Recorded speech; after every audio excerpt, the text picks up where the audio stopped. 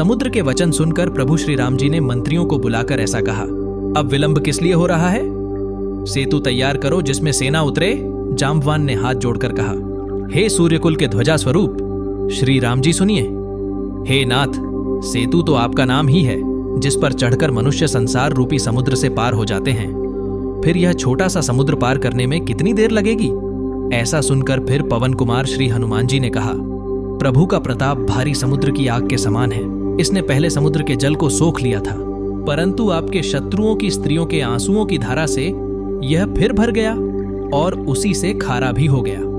हनुमान जी की यह अत्युक्ति सुनकर वानर श्री रघुनाथ जी की ओर देखकर हर्षित हो गए। जांबवान ने नल नील दोनों भाइयों को बुलाकर उन्हें सारी कथा कह सुनाई। मन में श्री राम जी के प्रताप को स्मरण करके सेतु तैयार करो, राम प्रताप से कुछ भी परिश्रम नहीं होगा। फिर वानरों के समूह को बुला लिया और कहा, आप सब लोग मेरी कुछ विनती सुनिए। अपने हृदय में श्री राम जी के चरण कमलों को धारण कर लीजिए और सब भालू और वानर एक खेल कीजिए। विकट वानरों के समूह आप दौड़ जाइए और वृक्षों तथा पर्वतों के समूहों को उखाड़ लाइए। यह सुनकर वानर और भालू हुंकार करके और श्री रघुनाथ जी के प्रताप समूह की जय पुकारते हुए चले। बहुत ऊंचे ऊंचे पर्वतों और वृक्षों को खेल की तरह ही उखाड़कर उठा लेते हैं और ला लाकर नल नील को देते हैं।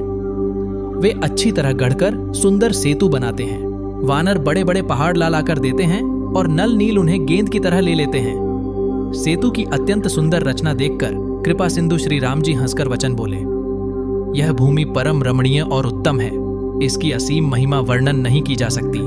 मैं यहाँ शिव जी की स्थापना करूंगा। मेरे हृदय में यह महान संकल्प है। श्री राम जी के वचन सुनकर वानर राज सुग्रीव ने बहुत से दूत भेजे, जो सब श्रेष्ठ मुनियों को बुलाकर ले आए। शिवलिंग की स्थापना करके विधि पूर्वक उसका पूजन किया। फिर भगवान बोले, शिव जी के समान मुझको दूसरा कोई प्रिय नहीं है।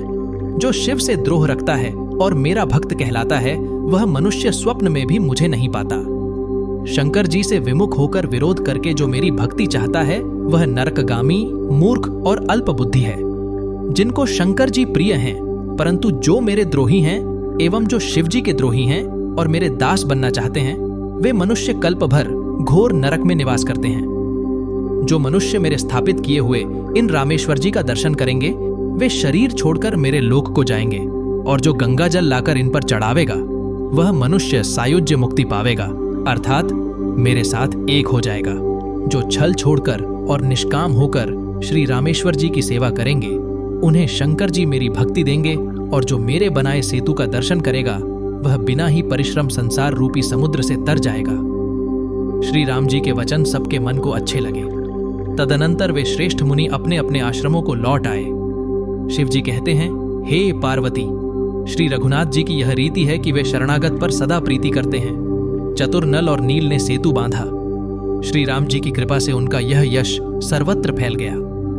जो पत्थर आप डूबते हैं और दूसरों को डुबा देते हैं, वे ही जहाज के समान स्वयं तैरने वाले और दूसरों को पार ले जाने वाले हो गए। इस तरह राम सेतु का निर्माण होता है और राम जी की सेना लंका में प्रवेश करती है।